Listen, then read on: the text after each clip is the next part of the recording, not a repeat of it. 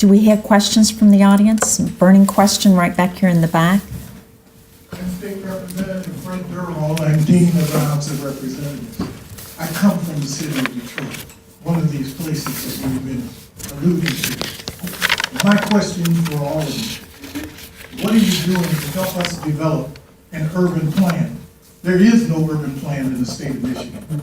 And our cities that are suffering, and those that are on the list of 18 that are coming right behind it, are reasons for us to take another look at this. What are you guys doing to help us be able to develop that strategy?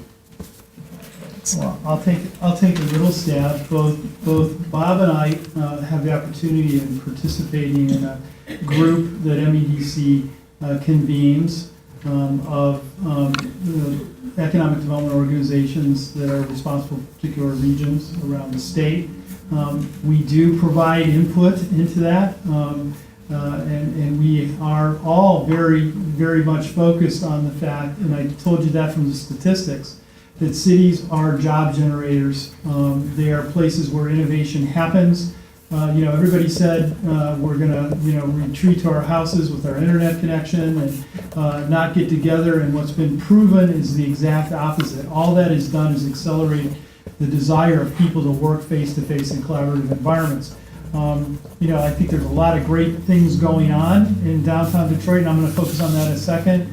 There needs to be, the whole transportation connection between Detroit and the rest of the region needs to be improved. The talent can't get around is an issue.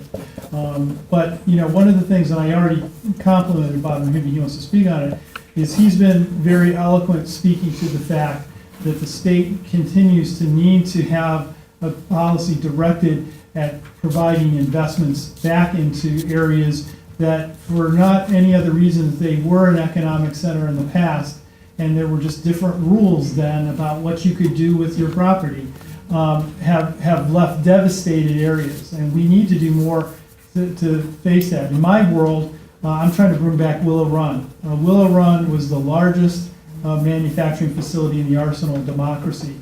That was great. Henry Ford built a plane an hour, and we defeated the Germans. But at that time, they didn't care what went into the ground when they were building those planes.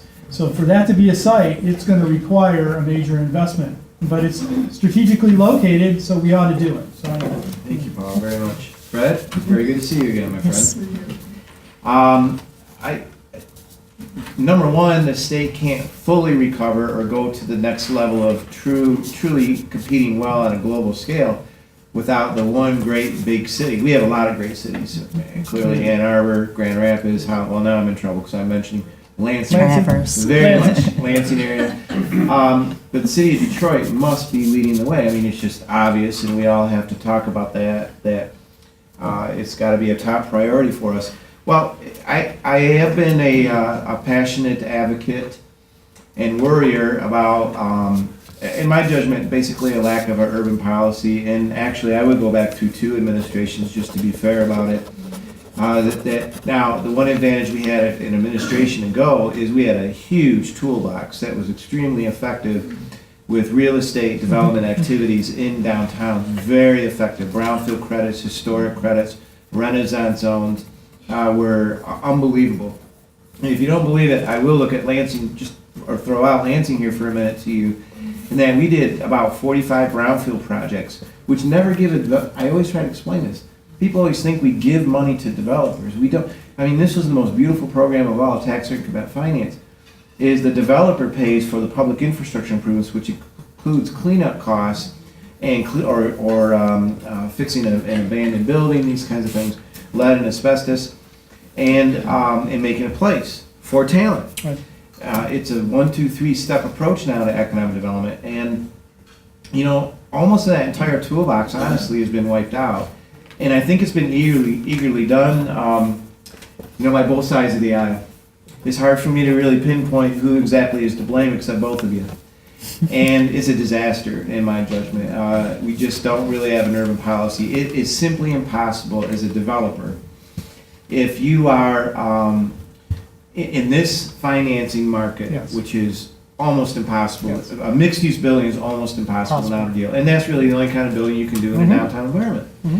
And then you have, so if you're a developer and you have two choices, a greenfield a few miles outside of town here, a developer, and this is not an exclusion of saying, fine, develop the greenfield site.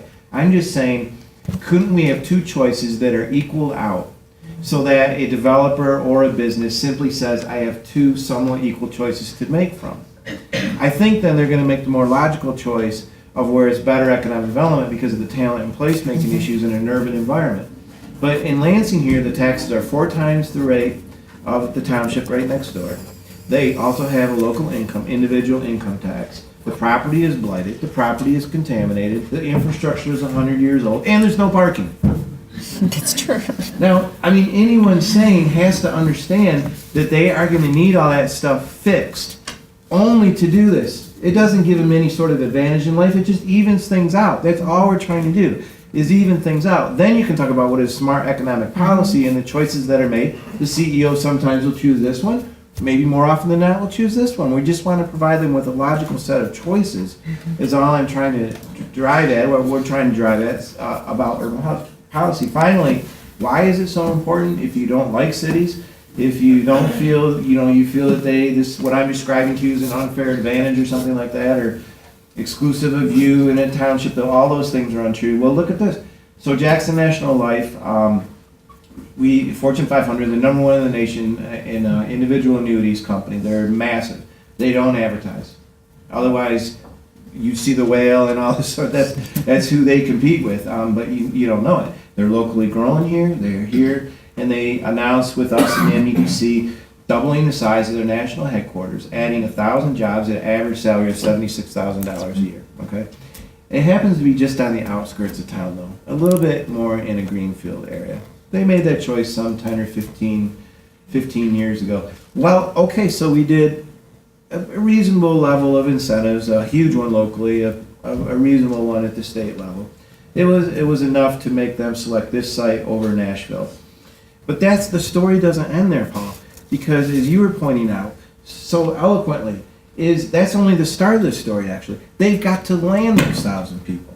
They've got to convince, if you ever stood in front, and I have, and stood in front of a Michigan State class of 300 kids, the young adults, and said, how many of you wish to work in the insurance industry? Not a word, not a hand, no, except 40% of all of Jackson National Life's 2,000 plus employees are IT people. And there's attorneys and PR folks, and I could go on and on. It's a mini city, basically. So we've got to, as Paul was saying, finish off the job. How are they going to recruit those 1,000 people? How are they going to retain those 1,000 people from Michigan State University here locally? Well, as Paul beautifully said, they're looking for a walkable, generally speaking, a walkable environment. They're looking for an environmentally friendly atmosphere, a nightlife, a place to meet their mate, fun, to walk, to be safe. And all those suggest some sort of dense or urban environment. And yet, I don't have, the developers cannot provide that product right now. So we've done this, great, but what about 80% left of the job is my overall argument. Well, Very good. There's one more. Yes, right here. Kathy, there you go. Thank you, Representative. Hi, I'm Patty McNeil with First Impressions Training, and I want to talk a little bit about the human capital because we've heard a lot today about attracting and retaining. A players is what we're kind of tending to want. I have found in my research that when we develop these people to their full potential, they tend to be highly engaged, satisfied workforce that are going to stay, and that in turn leads to a positive bottom line. So I think investing in our human capital would be a place to start while we're waiting for the right buildings for them to live in and the transportation that they would like as well. And when I talk about professional development, and these are just a couple of things that I notice day in and day out,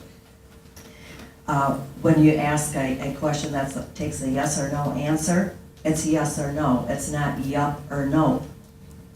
And another example would be when I thank you for helping me, instead of saying not a problem, How about, it was my pleasure. That tells me that you enjoyed helping me, whatever my dilemma was. So I guess what I want to ask now is, what are these hubs doing as far as professional development for these A players that we're trying to attract and retain? Thank you, Patty. Well, the best I could say right now, because you're talking about soft skills, I Right. think, is that, yeah, and which is very critical, and starts in the home, obviously. We have a youth entrepreneurial program, as I mentioned earlier, where we are engaged with high school students, and it culminates in this trade show once a year, where they are, and I saw a trade show like a year ago in Battle Creek, where they are remarkable with their soft skills. They develop the business, they develop the prototype, the business plan, they have their booth ready to go, and when people are walking along, you know, they stand up, hand comes out to you, the eye contact, and they talk intelligently. I mean, this is the best I can do to answer you, because really, honestly, my agency, not all that much. I mean, I think the schools are working on it. I think they're very cognizant. It's a heck of a struggle, because I have 4 kids aged 10 through 17. I mean, I'm trying to get them to say yes or no to me, you know, rather than yup or slouched and everything else. And it's just a real struggle in life. I don't have a great answer for you, I'm afraid. Yeah, what I would share is that, you know, one of the things I think that the governor has been working on, which I think is something that we really need to consider, is that I think boomers, and so I forget they said there's 2 different groups of boomers, I think I'm in the second group, but we have tended to, with our children, and I think our parents did it with us, that the way to success is to go to college and to pursue, you know, some kind of professional career.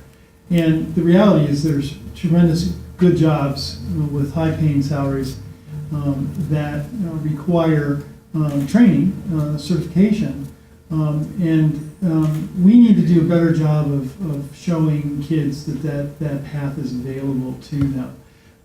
What you're describing, I had an opportunity over the Christmas where we were involved in a very large recruitment it didn't turn out, but we were in the game. And we took them to an aircraft maintenance training facility just north of DTW. And that's exactly what was happening there. If you wanted to get that training, you had to participate on the soft side. So, you know, uniforms were in play, proper etiquette, politeness, all that was a part of your evaluation process. You didn't just get the skill. And what I was alluding to the governor's really taking a look at some of the things they've done in Germany. And there is a real model of apprenticeship that reflects this. I have a company that we have that makes the machine tools for the Boeing Dreamliner, right? And that's kind of a unique thing these days because it's the first carbon fiber airplane, so we're not riveting, you know, so it's pretty technical. They found that they couldn't hire the types of people that they needed, and so what they did is they went out on the shop floor, you know, there's 55-year-olds, 60, 70 year, you know, not that old, but 65, and said, do you got a young person at home that's got good character? Bring them in. We're willing to train them, because what we're really interested in is somebody that has the skills that you're describing, those soft skills and character skills. We can train them to do everything else if they're willing to work hard and come into work every day. So I think we're trying a lot of different things. It's scary to have as large of a job availability gap in the state of Michigan and have the inability to fill those jobs. And so it's something that we're all trying to work on. Nobody's got a silver bullet. There is a talent war going around the United States, if not globally. I have companies come to us from Austin saying we're looking for talent, and I have my companies going to Atlanta looking for talent. So you can just see how this is playing itself out.